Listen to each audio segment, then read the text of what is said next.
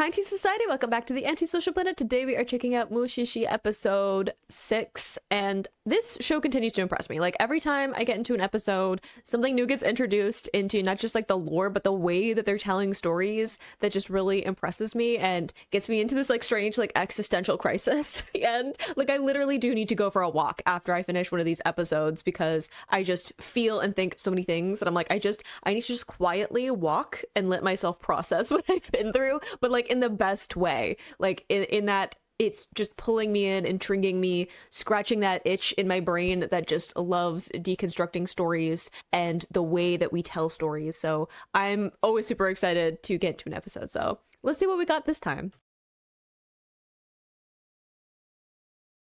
In 3, 2, 1, go. Now this one is about, it's called Those Who Inhale the Dew. Again, I'll find out eventually what that means. Is it going to be more literal, like in the last episode where it was like the moving or the walking marsh or whatever? And I was like, oh, it's literally a marsh that is moving. Cool. Or is it going to be like the pillow pathway where I was like, I don't know what that means until we get to like right near the end. I'm like, oh, I guess I should have figured it out earlier because we were dealing with like prophetic dreams. The clues were there. I just didn't see it right away. But I'm assuming something to do with water. We had the last one where we had like liquefied mushi, right? But in a much more like empathetic way. Does that make sense? Because I feel like for a lot of this series up to last episode, mushi were kind of antagonistic to the story, not intentionally, it's just like their nature felt more antagonistic and like parasitic to humans. And then the last episode felt more of a like kindred and bonding between humans and Mushi. So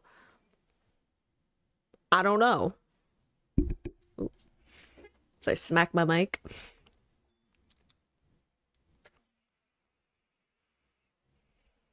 All right, what we got now? Where are we starting off? Pretty.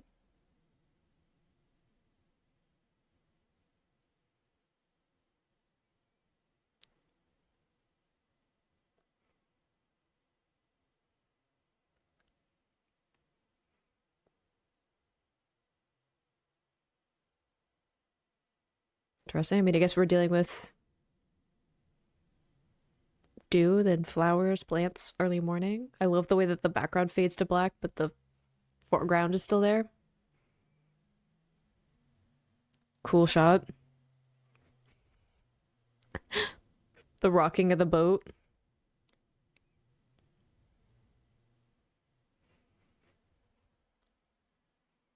It's our doctor friend from last episode. The disappointment.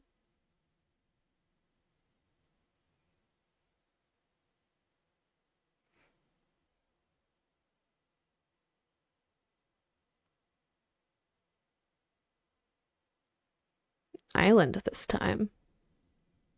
We had the whole like the flowers won't bloom, like not the flowers of yesterday, like they're new flowers.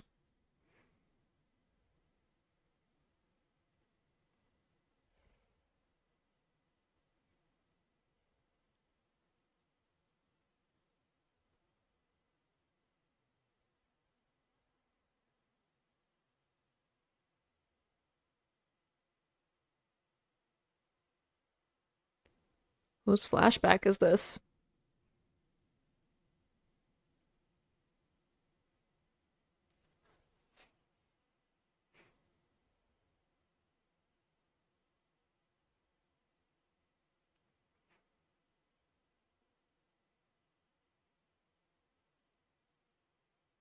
Yes, obviously.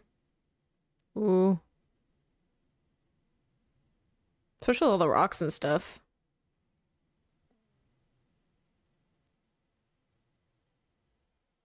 But also like the shape of the water. Again, after the last episode where it was like we literally have mushi that are like water or equivalent.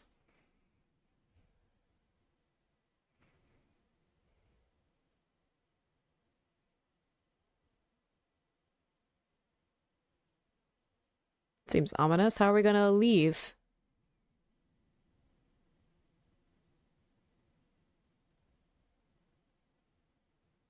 One thing in that too, I was like, there's so many rocks there, but also like if you need to grow food on an island, if you're isolated,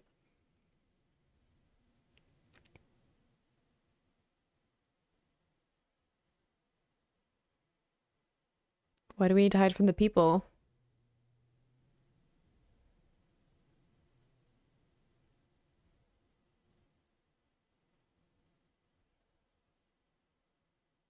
Yeah, it was like, why can't we be seen by the people? Other than I guess like illness, but it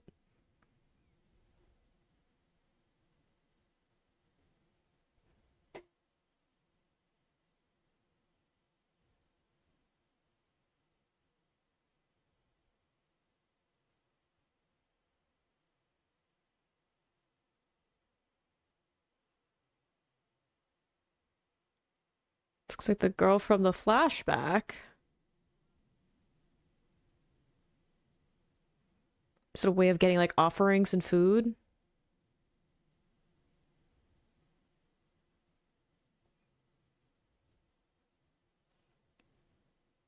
Almost like gluttonous.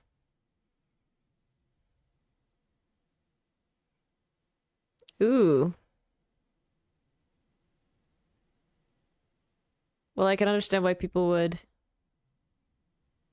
see her as different. There's like that switch between like youth and age, right?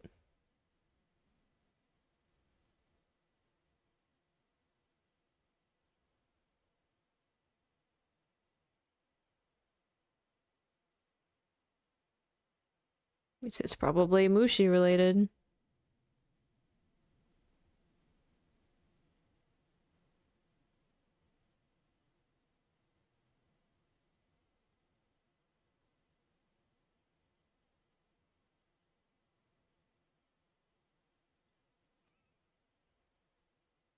Okay, so it's like the sun rises and sets, like we said before, like youth to age, but like all within that small time frame, that whole cycle.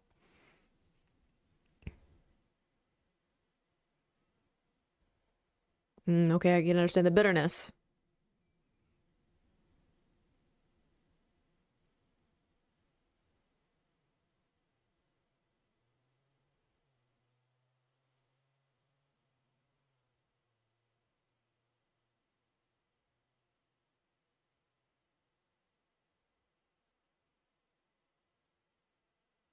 Interesting.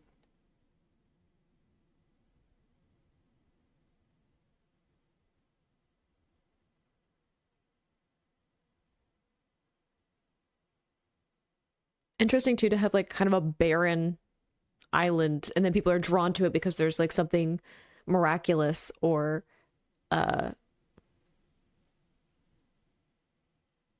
mystical, right? Choosing a hard life for the sake of like belief. Okay, so that was us in the flashback. We were friends, and then we were chosen to be the next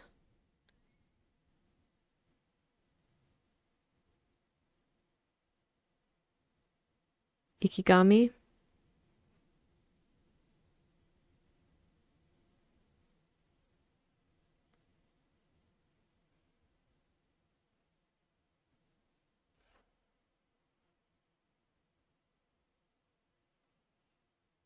Interesting to say that she can't remember the day before.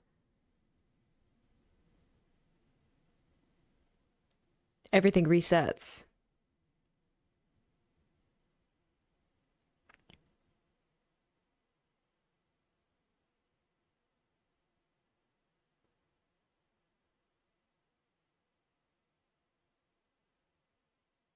Well, we don't like him. I was already getting bad vibes, but like now.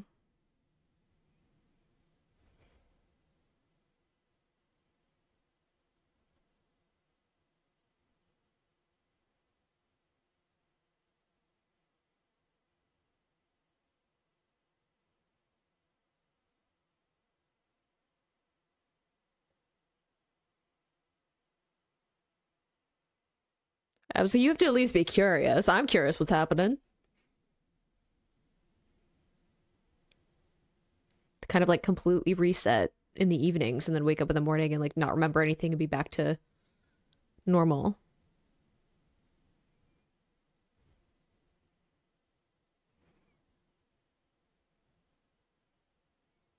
Almost like she's time is working differently for her.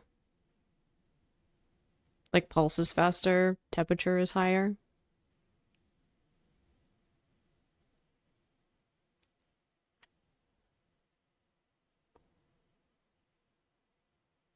At least he's polite.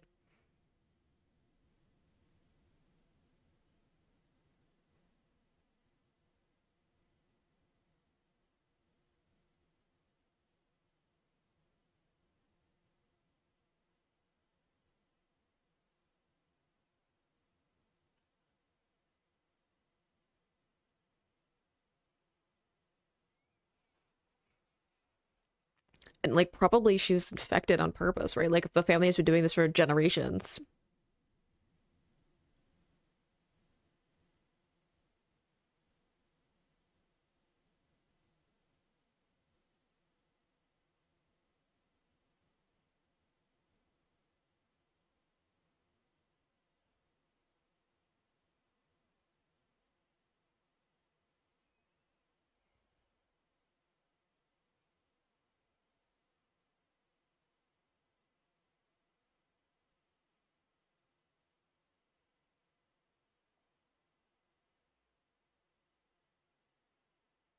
Whoa.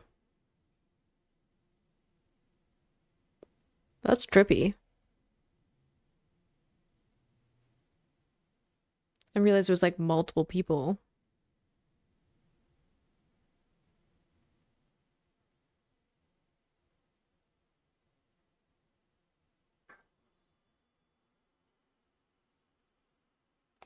Interesting that it like infects multiple of them. Okay, then like maybe it's not intentional, it's just like using it to their advantage.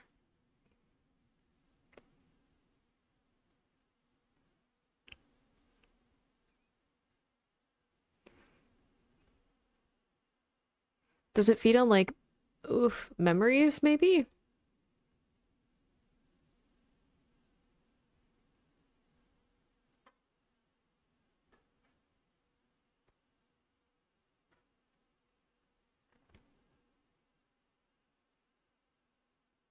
Look at that smug look on his face. Because she seems like very unaware of what's going on, other than like now.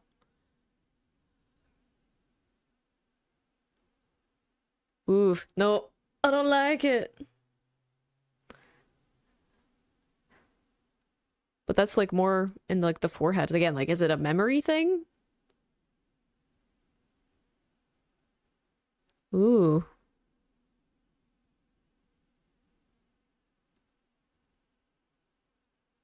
she remembers now.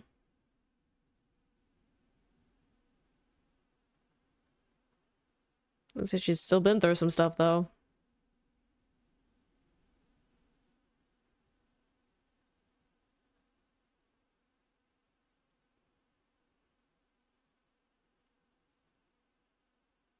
It's a lot to ask of somebody though. Leave your whole family, everything you've ever known, even with everything that happened. Like, I don't agree with it. I could just understand.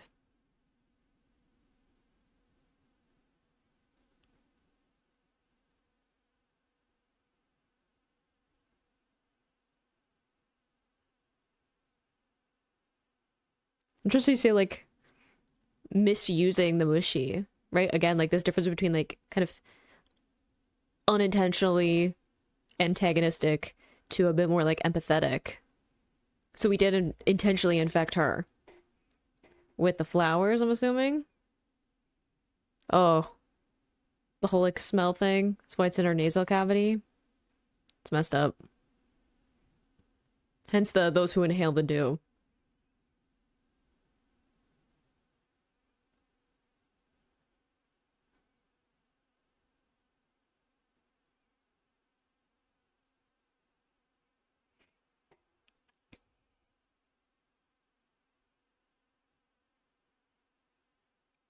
How will she do the aged thing, though?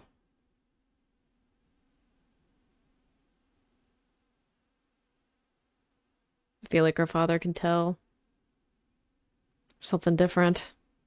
She spoke more coherent, less of like a puppet.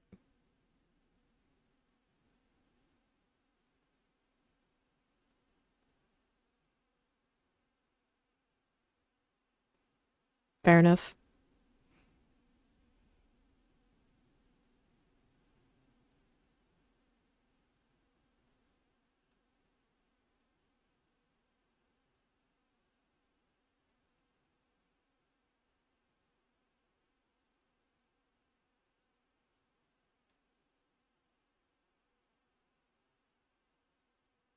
Oof. Like I said, always have an existential crisis when these episodes happens.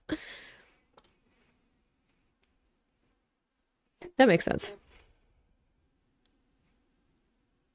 Because he said that the Mushi died, and that's like how the cycle started again.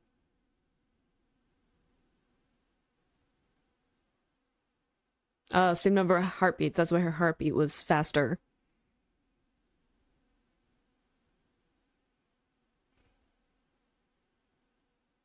Imagine experiencing that though. Like, how many days has she experienced like basically death? It's messed up.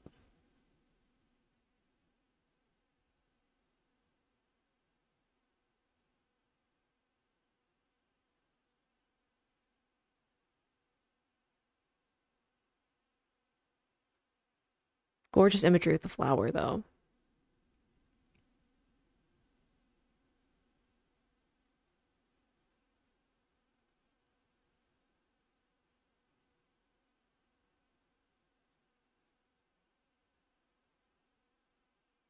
Love the moon to like help us keep track of time too. Oh, I have a bad feeling.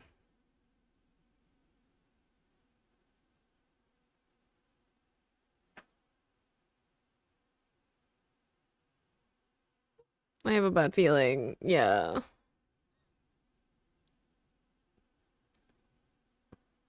I don't want you to infect her again.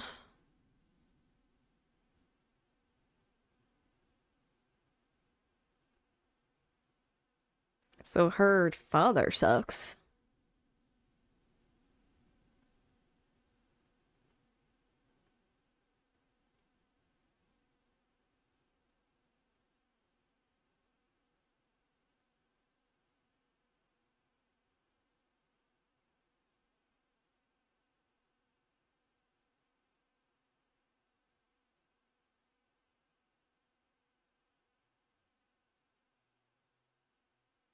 Oh,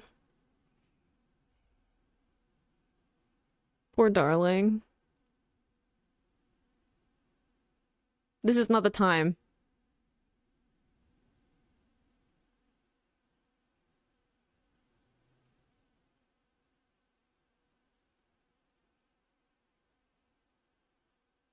Look how cool Ginkgo is.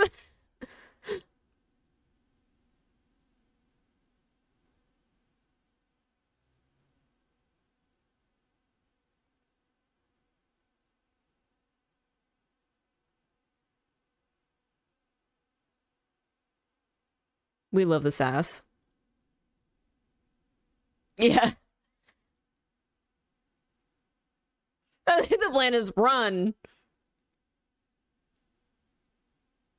Oh, jeez. Yeah, I was assuming we were gonna take a flower. Because we need to keep up the ruse, right?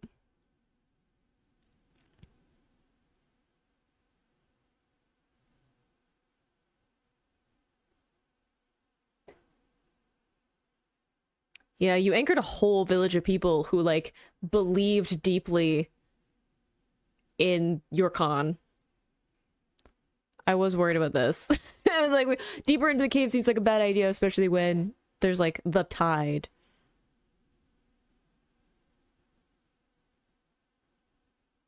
I like that the village is, like, pulling through, though.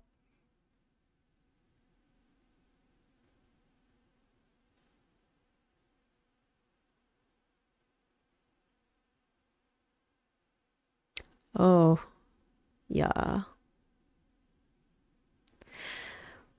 Well, you didn't directly kill him, but he was trying to manipulate you and all that. But like again, also I understand.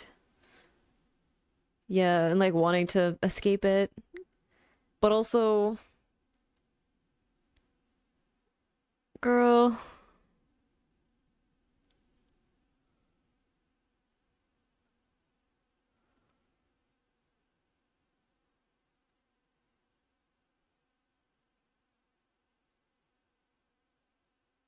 Ugh.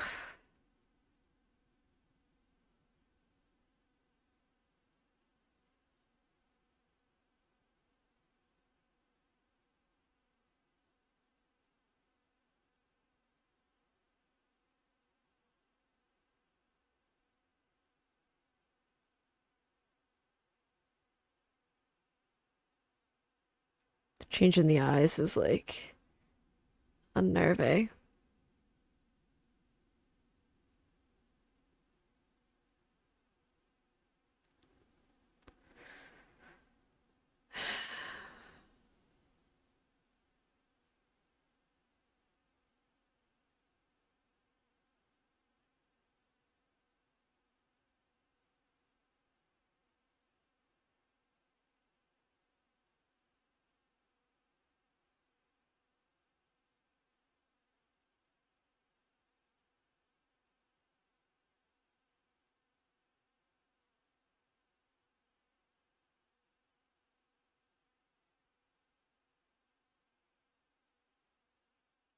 Dang, I was thinking that. I'm like, you just have to stay.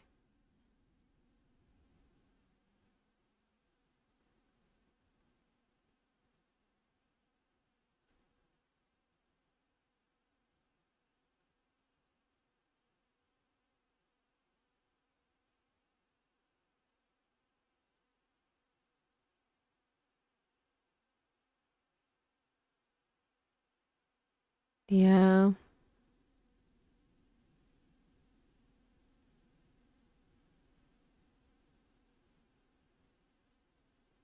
Ugh, I have so many thoughts.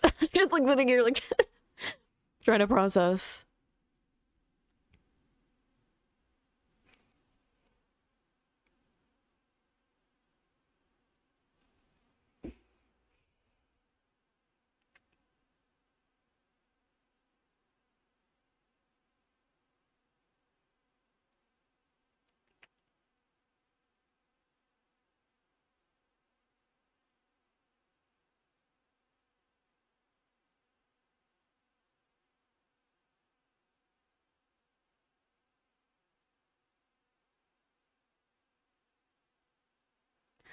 Oh, again.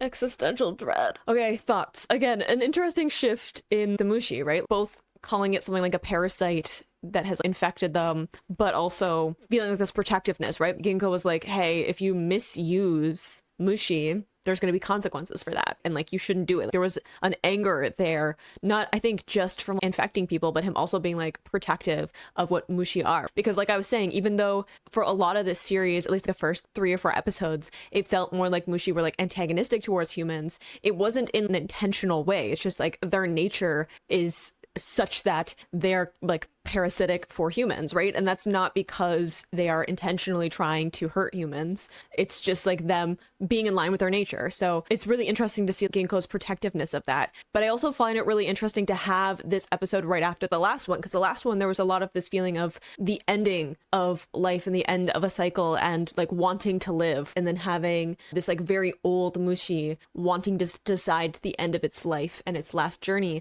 and then having this one be more on like the flip side of like when you have someone very young and they understand what it means to like have kind of that like tranquility of not having to control things, or like the simplicity of getting to just repeat the day over again. And there's like this like shortened span that you have to consider as opposed to the entirety of your life. That can be very overwhelming. I have also had that as someone who is in their 20s, and I'm like, I should have something figured out. That's what I assumed. Like I would become an adult and then everything would settle. And now I'm just an adult and I figured out that nobody knows what they're doing. So that's fun. Love that. It's, I think, what everyone feels like at a certain young age, where you realize that you have to like make decisions about what the rest of your life is going to be. And that's such a long time. And going through the crisis of like, how do you spend your life and what do you do with it? And talking about how she was her happiest when she was this like figure that could help people or give them hope or give them something that could inspire them and bring them some kind of peace, right? And then having that kind of internal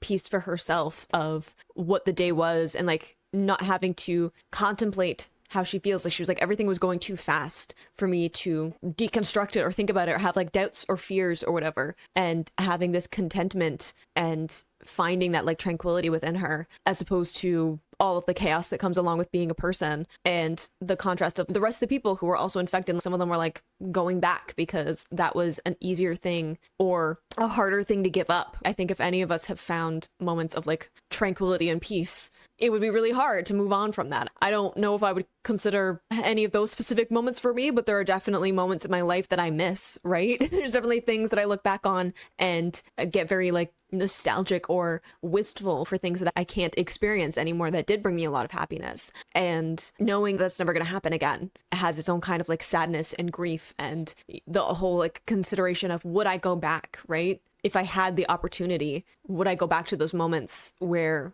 I was happy or happier or could experience that same bliss, and what would that mean? And I think that's just such an interesting concept to bring in, especially after the last episode. And again, like expanding the lore around like Mushi and the fact that there are just like natural creatures in this world, and how do we use them and how they can be like mistreated, and how does that affect other people, right? Talking about if you keep recklessly using Mushi, you'll eventually go insane. And I think that there's just there's so much. Again, like I'm gonna just have to go for a walk and think. I have so many thoughts after that, but I hope you enjoyed watching that along with me. You can click this place to go to my previous reactions, or you can subscribe to miss next time I post a Mushi-shi reaction. I will see you in the next video. Bye.